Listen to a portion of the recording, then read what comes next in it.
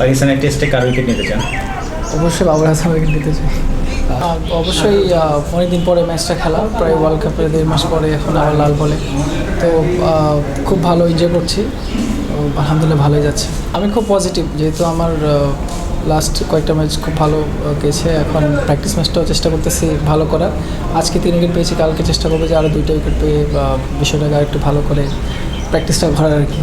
তো সামনের দিকে অবশ্যই যাব, সামনে এই টিম আছে, ন্যাশনাল টিমে খেলা আছে, তো পজিটিভ নিয়েই আগাবো। 22 গজে কেমন আসলে হোয়াইট বলে একরকম স্ট্র্যাটেজি থাকে, রেড বলে একরকম স্ট্র্যাটেজি থাকে, কি করতে চেয়েছেন বা কি করতে চান? নতুন কোনো অস্ত্র অ্যাড করছেন? অবশ্যই নতুন বলে চেষ্টা করি যে চ্যানেলে বল করার, যতটুকু ব্যাটসম্যান খেলানো যায় আর বলে একটু মুভমেন্ট থাকে। তা আমার যেটা ভালো হয় যেটা হচ্ছে সবসময় ইনকাট ভালো হয়, আউটসুইং হয় বা বাউন্সার দিয়ে সবসময় ব্যাটসম্যানকে একটু দ্বিধাদ্বন্দ্বিতে ফেলাই দিই আর কি মাঝে মধ্যে, তো এটাতেই আমাদের সাকসেস হই।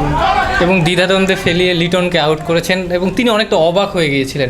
3 উইকেটের মধ্যে কোনটা আসলে সবচেয়ে বেশি পছন্দের? বলটাই বলতে গেলে সবচেয়ে ভালো। প্রথমে কয়েকটা আউটসুইং ছিল, এরপরে ওকে একটা স্টাম্প বরাবর ইনকাট হলো, ওটা যেটা খুব ভালো।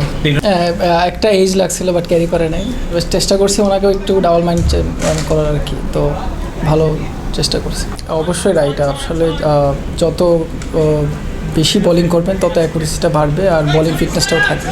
আপনি যদি এনাফ ফিট থাকেন, আপনার বোলিংয়ে আপনি স্বাচ্ছন্দ্য বোধ করেন বোলিং করতে, তেমনি উইকেটও পাওয়ার চান্স বেশি থাকবে, লম্বা বোলিং করবেন। দলের জন্য এটা ভালো যে আপনি ফিট এনাফ বোলিং করার জন্য। আপনি আপনার মানে দলের 24 ওভারের মধ্যেই আপনি আপনার বোলিংয়ের কোটা বা পুরো স্পেলটা শেষ করে ফেলেছেন। এই জায়গাটায় আপনার বোলিং ফিটনেসটা এখন কেমন দেখছেন? আমরা দেখছি আপনি অনেক ভালো ফিট, আপনার নিজের কাছে নিজের অ্যাসেসমেন্টটা কেমন? আমাকে বলতেছিল যে আরও 4 ওভার করতে, আমি বলছি ঠিক আছে আমি পারবো, বাট উপর থেকে নির্দেশনা আসছে যে আজকে আর করা লাগবে না, কালকে করবো।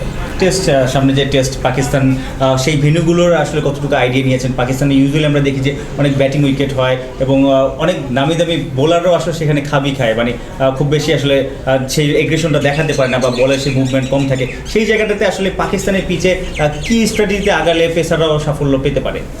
উইকেট হিসেবে আমাদের যা করতে হবে, বেশি কিছু করতে হবে না আমার মনে হয়। যে আমরা যদি চ্যানেলে বোলিং করতে পারি, ব্যাটসম্যানকে বেশি স্টাম্পে বোলিং করতে পারি, ওই ক্ষেত্রে আমাদের উইকেট নেওয়ার চান্স বেশি থাকবে আমি মনে করি, রাদার দেন বাইরে বল করে মানে সারাদিন বল করেছে। পাকিস্তানের টেস্টে কার উইকেট নিতে চান? অবশ্যই বাবর আজম উইকেট নিতে চাই।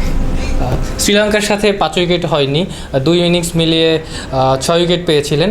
এই অপূর্ণতাটা পাকিস্তানে ঘোচাতে চান কিনা, এবং ওখানে ব্যাটিং উইকেট ওই জায়গাটা চ্যালেঞ্জ একটু বেশি থাকে? হ্যাঁ, অবশ্যই চেষ্টা থাকবে যে আমি দলকে আমার বেস্টটাই দিব দলের জন্য সবসময়, তো দেখি hope for the best. Pakistan আপনার জন্য স্পেশাল, আমি যদি ভুল না করি ওইখানেই আপনার ডেবিউ। এই সিরিজটা আপনার জন্য আসলে কতখানি রোমাঞ্চকর নতুন করে? না, হোয়াইট বল থেকে এখন আবার রেড বলে চ্যালেঞ্জিংটা, তো চেষ্টা থাকবে যে ভালো শুরু করা পাকিস্তানের সিরিজটা। থ্যাংক ইউ ভাই, best of luck. Thank you. Very good ball.